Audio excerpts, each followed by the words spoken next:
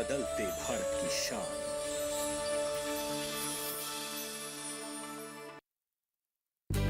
हमारा डेजर्ट आ गया पर हमारी चैंपियन नहीं आई अब तक। बिल भरने के पहले तो आएगी ना। सो गर्ल्स, क्या हो रहा है? बिल हो रहा है। चल अपना कार्ड दे। पिन दे। आरबीआई कहता है अपना पिन, ओटीपी, सीवीवी या इंटरनेट बैंकिंग पासवर्ड किसी को ना दे। ऑनलाइन बैंकिंग सिर्फ अपने ही कंप्यूटर, मोबाइल और सिक्योर नेटवर्क से करें। हाँ, ये खाने की चैंपियनशिप थी क्या? आरबीआई कहता है जानकार बनिए, सतर्क रहिए।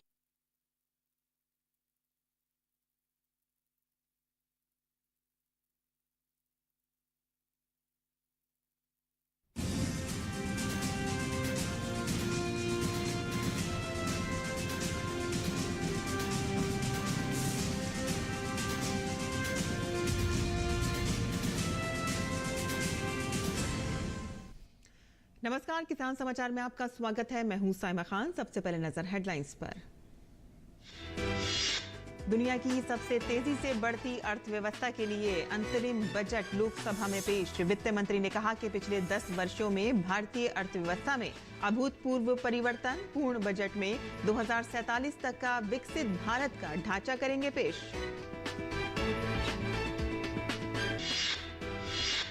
वित्त मंत्री ने गरीबों, महिलाओं, युवाओं और किसानों की आकांक्षा और कल्याण को बताया सबसे बड़ी प्राथमिकता। कहा कि इन सभी को सरकार का समर्थन और उनके सशक्तिकरण से देश बढ़ेगा आगे। जीडीपी यानी कि गवर्नेंस, डेवलपमेंट और परफॉर्मेंस पर सरकार का ध्यान।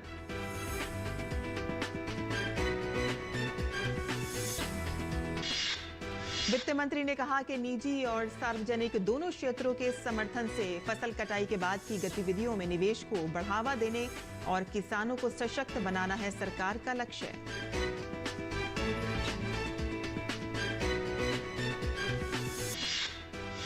वित्त मंत्री ने कहा कि नैनो यूरिया को सफलतापूर्वक अपनाने के बाद सभी कृषि जलवायु क्षेत्रों में नैनो डीएपी के अनुप्रयोग का किया जाएगा विस्तार। छत के ऊपर सोलर एनर्जी के लिए लगाए जाएंगे 1 करोड़ घरों पर सोलर पैनल।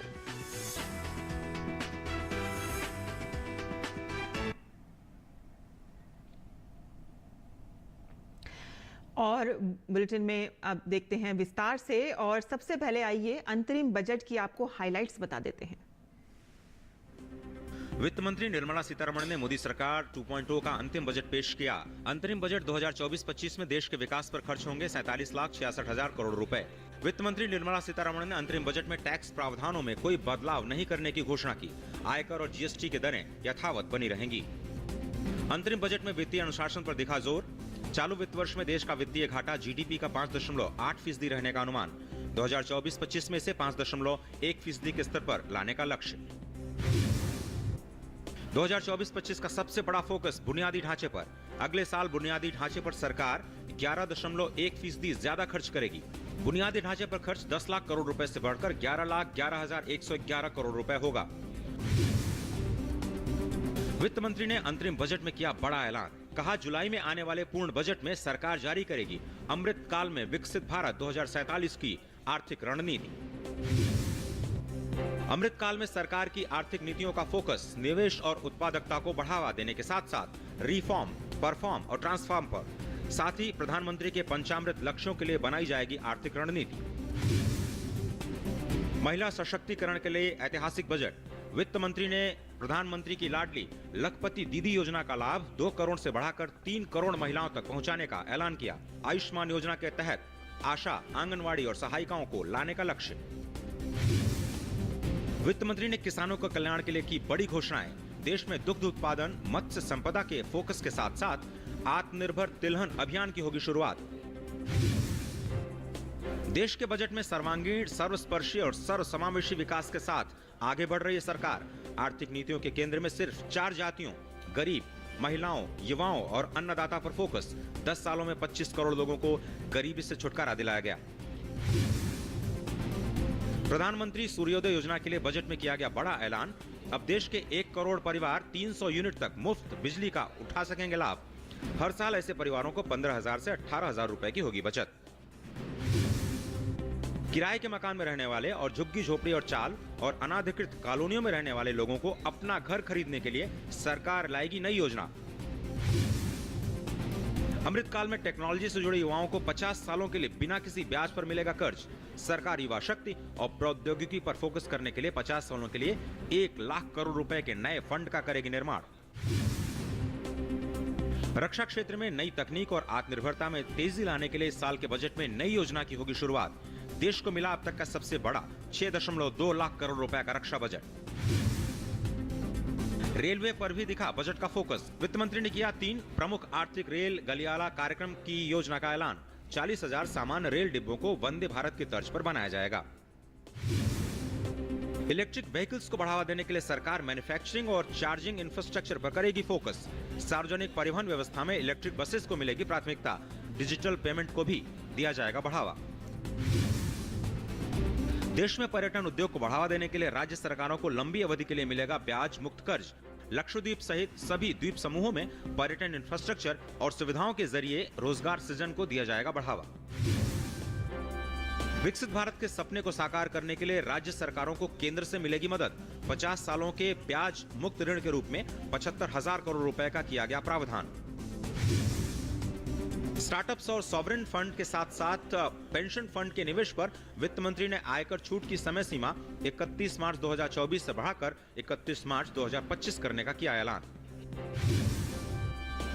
आर्थिक मोर्चे पर 2014 से पहले की आर्थिक नीतियों और उसके बाद घरेलू और वैश्विक स्तर पर आर्थिक संकटों का सामना करने के लिए मोदी सरकार द्वारा उठाए गए कदमों पर वित्त मंत्री ने संसद में श्वेत पत्र लाने का किया ऐलान। राष्ट्र प्रथम के मजबूत विश्वास के साथ देश में निवेश, रोजगार और उत्पादन को बढ़ावा देने के लिए वित्त मंत्री ने सर्व समावेशी अंतरिम बजट 2024-25 लोकसभा के पटल पर रखा।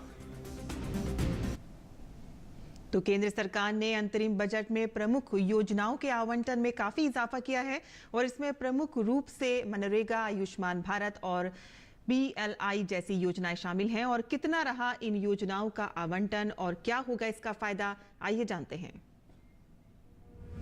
केंद्र में प्रधानमंत्री नरेंद्र मोदी के नेतृत्व में सरकार ने अर्थव्यवस्था को गति देने के लिए प्रमुख योजनाओं के आवंटन में अभूतपूर्व वृद्धि की है। वित्त मंत्री निर्मला सीतारमण ने 2024-25 के अंतरिम बजट में ग्रामीण रोजगार के क्षेत्र को मजबूती देते हुए महात्मा गांधी राष्ट्रीय ग्रामीण रोजगार गारंटी योजना में पिछले साल के बजट के मुकाबले 26,000 करोड़ रुपए की बढ़ोतरी करते हुए 86,000 करोड़ रुपए का आवंटन किया है।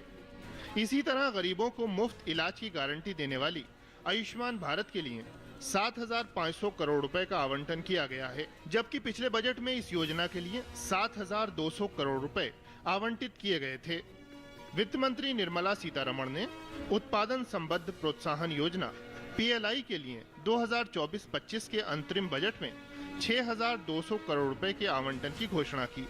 पिछले बजट में ये 4,645 करोड़ रुपए था। इसी तरह वित्त मंत्री ने सेमीकंडक्टर और डिस्प्ले विनिर्माण पारितंत्र के विकास के लिए संशोधित कार्यक्रम के तहत 6,903 करोड़ रुपए का आवंटन किया है। 2024-25 में सौर ऊर्जा ग्रिड के आवंटन में 3,530 करोड़ रुपए की भारी वृद्धि की गई है। 2023-24 के बजट में इसके तहत 4,970 करोड़ रुपए का आवंटन किया गया था, जबकि इस बार 8,500 करोड़ रुपए का आवंटन किया गया है। सरकार ने राष्ट्रीय हरित हाइड्रोजन मिशन के तहत 600 करोड़ रुपए का आवंटन किया है। इससे देश के ग्रीन मिशन को काफी मजबूती मिलेगी। सरकार समाज के अंतिम पायदान पर बैठे लोगों के सशक्तिकरण पर खास ध्यान दे रही है। मनरेगा और आयुष्मान भारत जैसी योजनाओं के बजट में वृद्धि से जहां देश के गरीब तबके को बल मिला है, वहीं सरकार ने पर्यावरण को दुरुस्त करने के लिए जैव ईंधन के उपयोग को बढ़ावा देने पर भी जोर दिया है। Bureau report, DD news. और वित्त मंत्री निर्मला सीतारमण ने कहा कि सरकार ने गरीबी को समाप्त करने के लिए कई कार्य किए हैं और जिससे 25 करोड़ लोग गरीबी रेखा से नीचे आए हैं। With the pursuit of Sabka Saath, in these 10 years, the government has assisted 25 crore people to get freedom from multi-dimensional poverty. Our government's efforts are now getting synergized with energy and passion of such empowered people. This is truly elevating them from poverty. और वित्त मंत्री ने budget में किसानों की आय को दोगुना करने की बात कही। Agriculture and food processing. The efforts of value addition in agriculture sector and boosting farmers' incomes will be stepped up. Pradhan Mantri Kisan Sampada Yojana has benefited 38 lakh farmers and generated 10 lakh employment. Pradhan Mantri Formalization of Micro Food Processing Enterprises Yojana has assisted 2.4 lakh SHGs and 60,000 individuals with credit linkages. वित्त मंत्री ने कहा कि सरकार निजी और सरकारी सहयोग से किसानों के लिए यूरिया और बाकी कृषि से जुड़ी सभी सुविधाओं को बेहतर बनाने के लिए काम कर रही है। Welfare of Annadata. Farmers are our Annadata. Every year under PM Kisan Samman Yojana, direct financial assistance is provided to 11.8 crore farmers, including marginal and small farmers.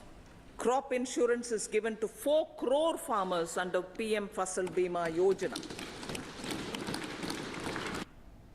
वित्त मंत्री ने कहा कि सरकार डेयरी किसानों को सशक्त बनाने की दिशा में भी ठोस काम कर रही है।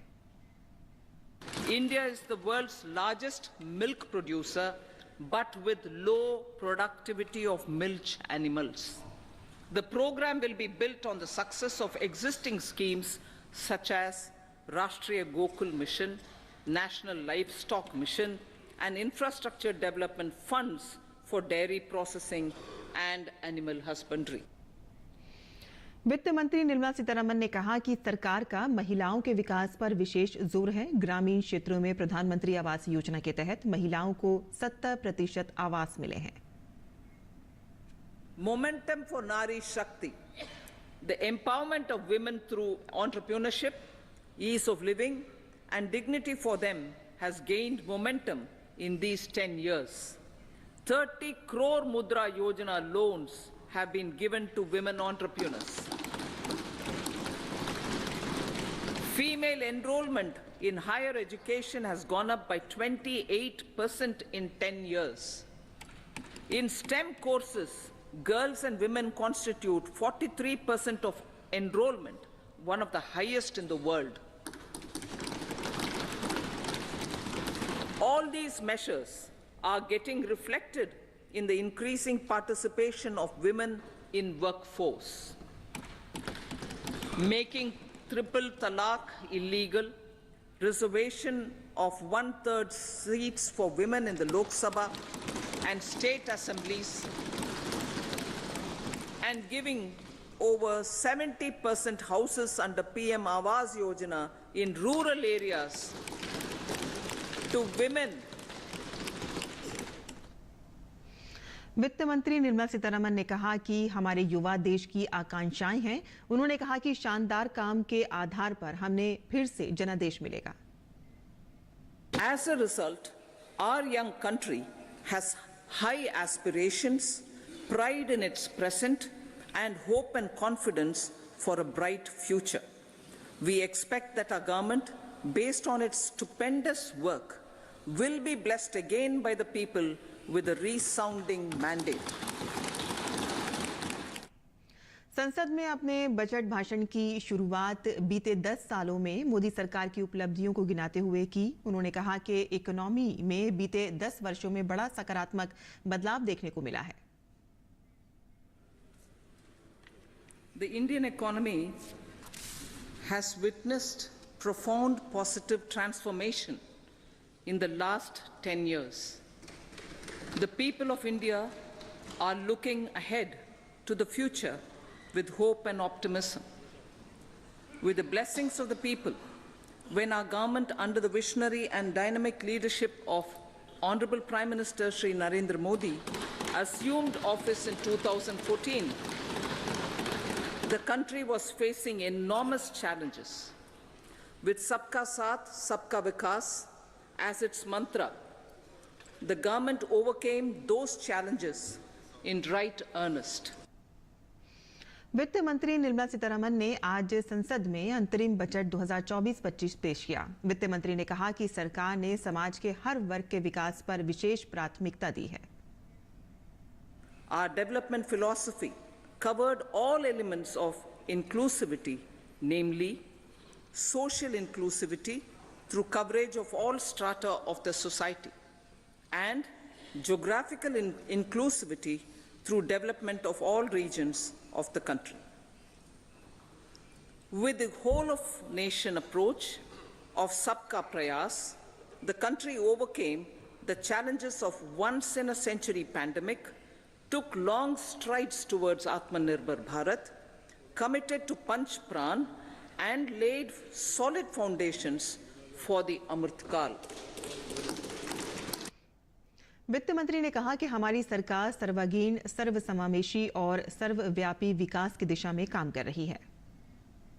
Minimum support prices for the produce of Annadata are periodically increased appropriately. These and the provision of basic necessities have enhanced real income in the rural areas. Their economic needs could be addressed, thus spurring growth and generating jobs. Social justice. Our government is working with an approach to development that is all-round, all-pervasive, and all-inclusive. Sarvangin, Sarvasparshi और सर्वसमावेशी। सरकार ने direct benefit transfer से 34 लाख करोड़ रुपए PM Jan Dhan खाते के जरिए transfer किए गए और 2.7 लाख करोड़ की बचत की गई है। ये पहल गरीब कल्याण की दिशा में कारगर साबित हुई है। वित्त मंत्री ने कहा कि पीएम जनधन खातों से सरकार को 2 लाख करोड़ रुपए से अधिक बचाने में मदद मिली। Direct benefit transfer of 34 lakh crore rupees from the government using PM Jandan accounts has led to savings of 2.7 lakh crores of rupees for the government. This savings has been realized through avoidance of leakages prevalent earlier. The savings have helped in providing more funds for Garib Kalyan. समावेशी विकास की सोच के साथ आज हर आखिरी व्यक्ति के रहने के लिए घर, हर घर जल, बिजली, रसोई गैस जैसी आधारभूत आवश्यकताओं को पहुंचाने के लिए सरकार पूरी तरह से प्रतिबद्ध है। Inclusive development and growth. Our humane and inclusive approach to development is a marked and deliberate departure from the earlier approach of provisioning up to village level. Development programs were thus provisioned. In the last 10 years, however, have targeted each and every household and individual through housing for all, Har Ghar Jal, electricity for all, cooking gas for all, bank accounts and financial services for all in record time.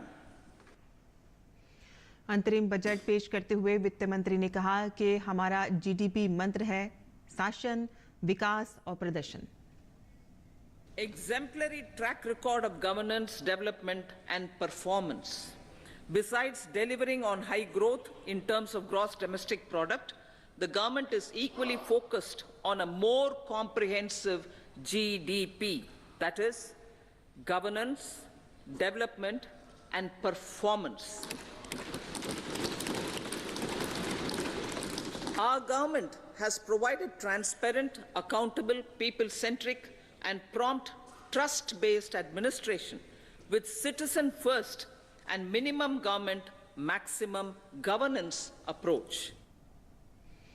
और किसान समाचार में आप बात करते हैं मंडी भाव की और आइए देखते हैं कि क्या रहा देश भर की मंडियों का भाव।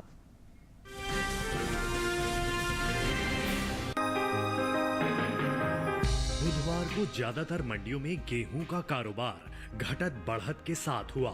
एग मार्केट के मुताबिक गुजरात की धोराजी मंडी में इस दौरान तेजी देखने को मिली। यहां 30 जनवरी को गेहूं का भाव था 2,630 रुपए, जो 31 जनवरी को 70 रुपए चढ़कर 2,700 रुपए क्विंटल हो गया। इसी तरह उत्तर प्रदेश की बदायूं मंडी में 30 जनवरी को गेहूं का भाव रहा 2,580 रुपए, जो 31 जनवरी को 10 रुपए बढ़कर 2,590 रुपए हो गया। जबकि राजस्थान की जयपुर मंडी में कमजोरी के साथ कारोबार हुआ। यहां 30 जनवरी को गेहूं का भाव था 2,650 रुपए, 31 जनवरी को 52 रुपए गिरकर भाव 2,598 रुपए रह गया।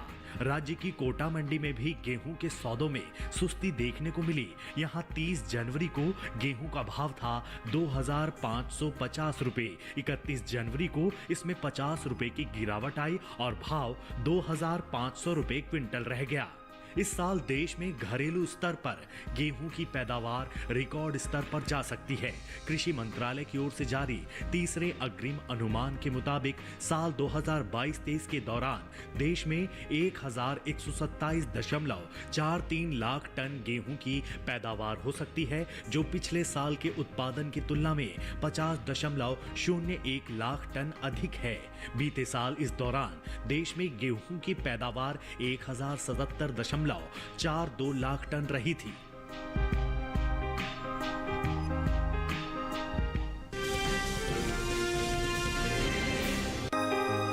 ज्यादातर मंडियों में बुधवार को मसूर का कारोबार नरमी के साथ हुआ, जबकि कुछ मंडियों में इस दौरान भाव में बढ़त देखने को मिली।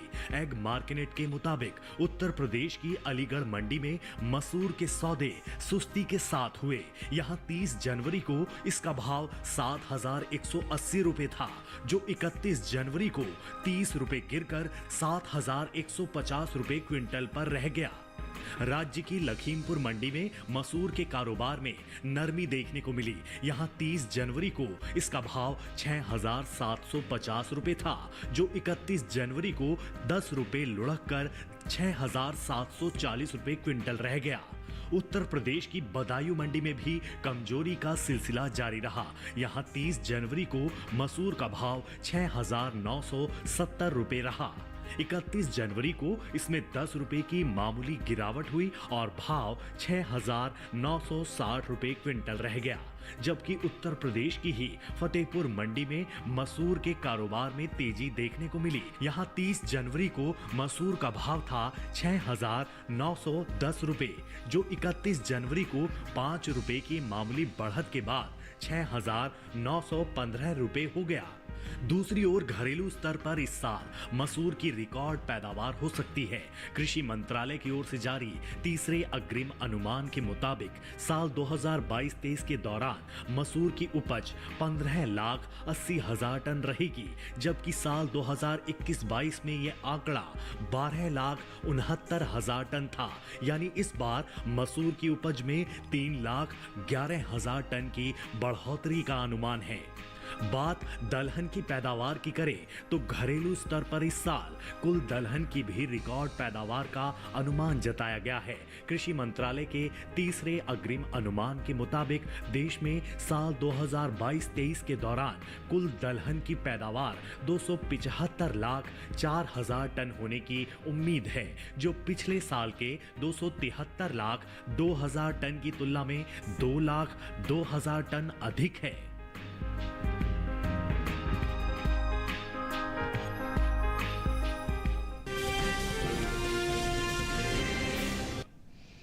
और मंडी खबर के बाद अब बात करते हैं मौसमी खेती की। किसान इस मौसम में कैसे रखे अपनी खेती का ख्याल, आइए देखते हैं।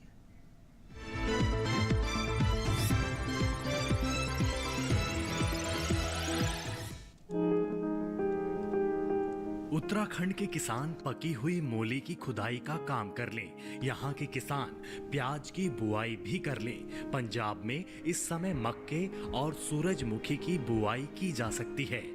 राजस्थान में इस समय किसान कपास की पकी फसल की कटाई कर लें। साथ ही यहाँ के किसान मक्के और ज्वार की फसलों की समय पर सिंचाई करें। ओडिशा में इस समय मूंग की पकी फसल की तुड़ाई की जा सकती है। पश्चिम बंगाल में इस समय शीतकालीन पत्ता गोभी, फूल गोभी, टमाटर, मिर्च और बैंगन की बुआई की जा सकती है। असम के किसान सरसों की पकी फसल की कटाई कर लें। यहाँ के किसान इस समय बोरो धान की बुआई कर सकते हैं। साथ ही असम में किसान इस समय पालक, धनिया, मेथी और फॉक्सटेल बाजरा की बुआई जारी रखें। मेघालय के किसान अदरक की पकी पौध की खुदाई कर लें। यहाँ टमाटर, मूली, गाजर और शलगम की बुआई की जा सकती है। नागालैंड में किसान आलू की पकी फसल की खुदाई कर लें। मिजोरम में किसान मक्के की पकी फसल की कटाई कर सकते हैं। साथ ही यहाँ धान की नर्सरी लगाई जा सकती है। त्रिपुरा में बोरो धान की बुआई की जा सकती है। साथ ही यहाँ किसान तिल, मसूर और सरसों की फसल को ठंड से बचाने के लिए समय पर आवश्यकता अनुसार सिंचाई करें। महाराष्ट्र के कोंकण में किसान काली मिर्च और चीकू की तुड़ाई जारी रखें। वहीं मराठवाड़ा में अरहर की पकी फसल की तुड़ाई की जा सकती है। महाराष्ट्र के विदर्भ में ग्रीष्मकालीन मूंगफली, तिल और सूरजमुखी की बुआई की जा सकती है। उत्तरी आंतरिक कर्नाटक में किसान कपास और अरहर की पकी फसल की कटाई जारी रखें। अंडमान और निकोबार में किसान मूंग और उड़द की समय पर सिंचाई करें।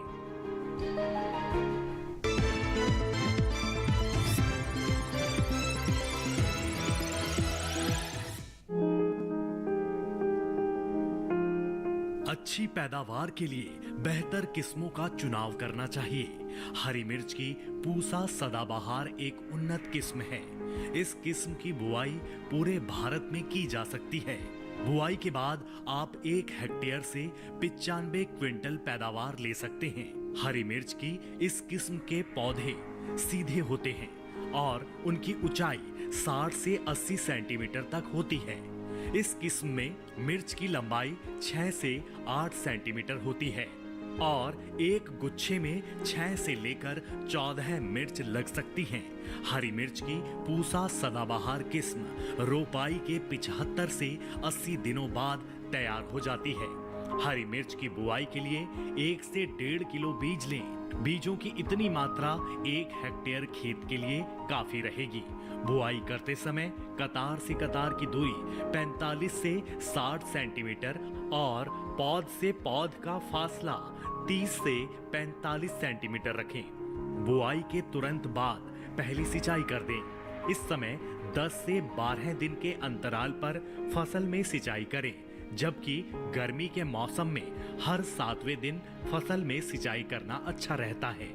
फसल में खरपतवार नियंत्रण के लिए समय समय पर खुरपी से निराई गुड़ाई करें। हरी मिर्च में आर्द्र गलन रोग होने का खतरा बना रहता है। इसके अलावा थ्रिप्स और माहू कीट भी लग सकता है। हरी मिर्च की फसल को रोगों से बचाने के लिए विशेषज्ञों की सलाह लेते रहें। ध्यान रखें कि दवा का छिड़काव संबंधित विशेषज्ञ की सलाह से सिर्फ प्रभावित जगह पर ही करना है।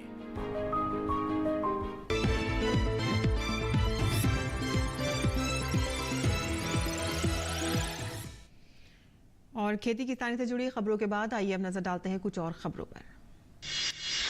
वित्त मंत्री निर्मला सीतारमण ने कहा कि आज के युवाओं को भविष्य की चुनौतियों के लिए तैयार किया जा रहा है और साथ ही पीएम और पीएम श्री विश्वविद्यालयों के माध्यम से छात्रों को गुणवत्ता प्रधान शिक्षा देने पर खास जोर दिया जा रहा है। वित्त मंत्री ने कहा कि 3 नए रेल कॉरिडोर शुरू होंगे। पीएम गति शक्ति योजना में काम तेज किया जाएगा। वित्त मंत्री निर्मला सीतारमण ने कहा कि 40,000 नॉर्मल रेल डिब्बों को वंदे भारत में बदला जाएगा, जिससे यात्रियों को सुविधा मिलेगी। वित्त मंत्री निर्मला सीतारमण ने कहा कि घरेलू पर्यटन को बढ़ावा देने के लिए लक्षद्वीप सहित अन्य द्वीपों पर परियोजनाएं शुरू की जाएंगी। वित्त मंत्री ने कहा कि सर्वांगीण, सर्वस्पर्शी और सर्वसमावेशी विकास के जरिए सरकार 2047 तक देश को विकसित भारत बनाने के लिए प्रतिबद्ध है। तो किसान समाचार में आज के लिए बस इतना ही। अनुमति दें। नमस्कार।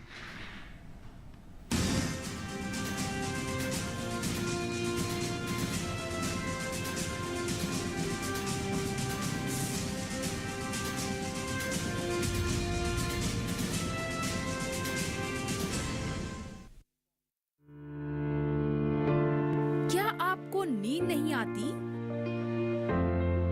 थकान अनुभव करते हैं, वजन बढ़ रहा है, गर्दन पर सूजन और कमजोरी लगना, कहीं आप थायराइड की शिकार तो नहीं हो रहे? पहचाने लक्षण, करे उपचार। थायराइड जागरूकता माह पर विशेष हाल बेहाल करने वाली समस्या थायराइड, कारण, लक्षण और उपचार। स्वस्थ किसान लाइव इस शनिवार शाम 6 से 7 बजे केवल दूरदर्शन किसान पर।